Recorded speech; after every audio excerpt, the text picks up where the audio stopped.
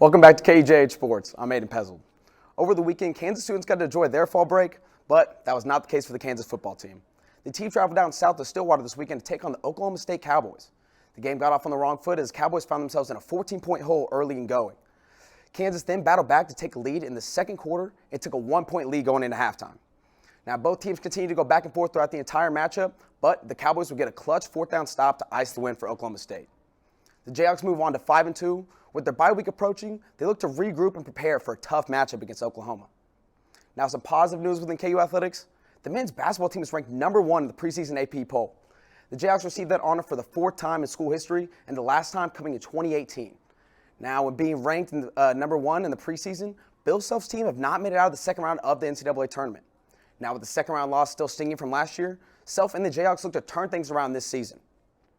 Now, continuing through the athletic program, Kansas volleyball hosted Oklahoma this weekend and swept the Sooners in 3 sets.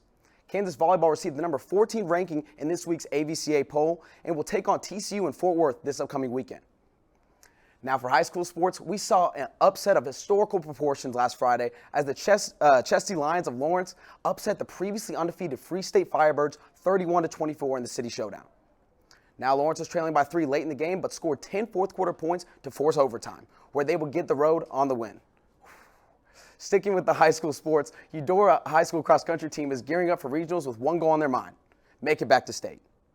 KUJH reporter Jack Dinnebein visited the team after their meet last Thursday to see how they are feeling heading into regionals. Jack? The Cardinals cross-country teams competed in the Frontier League meet at Lexington Lake Park Thursday. The girls' team placed 2nd overall, while the boys' team placed 4th. Head coach Jim Bernard says the meet was a good opportunity for each team to size up the competition ahead of regionals. I think more than anything today was kind of a measuring stick meet. Just kind of need to see where we stack up against the league schools, because a lot of these league schools are going to be at our regional meets next week. The second place finish for the girls' team snapped their streak of 4 straight league titles. Senior Sydney Owens says a 5th straight title would have been nice, but the team has higher ambitions. I think that as much as it's disappointing that we didn't get that 5th straight title, I think this isn't what we've been working towards. This isn't our main goal. Our main goal is that state race. So as much as we wanted it today, I think we've got to focus on the bigger picture in that state.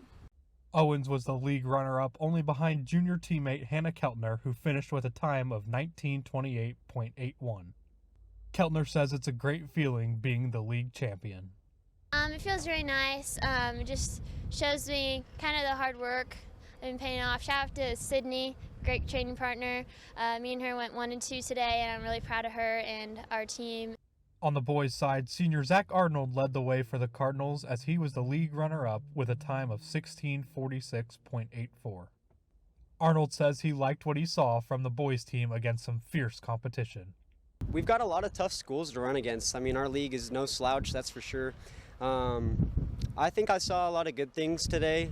I think we ran together pretty well, and just always, using each other to push ourselves. I think we did that just fine today, and I'm pretty optimistic coming into regionals. The girls' team will be looking to defend their regional championship and head back to state to defend their back-to-back state titles, while the boys will be aiming to make state for the 5th straight time at regionals on October 21st. I'm Jack Dinnebein reporting for KUJH News. Thanks, Jack. After the break, we take a deeper dive into what scholarships are available for KU students. Stay with us.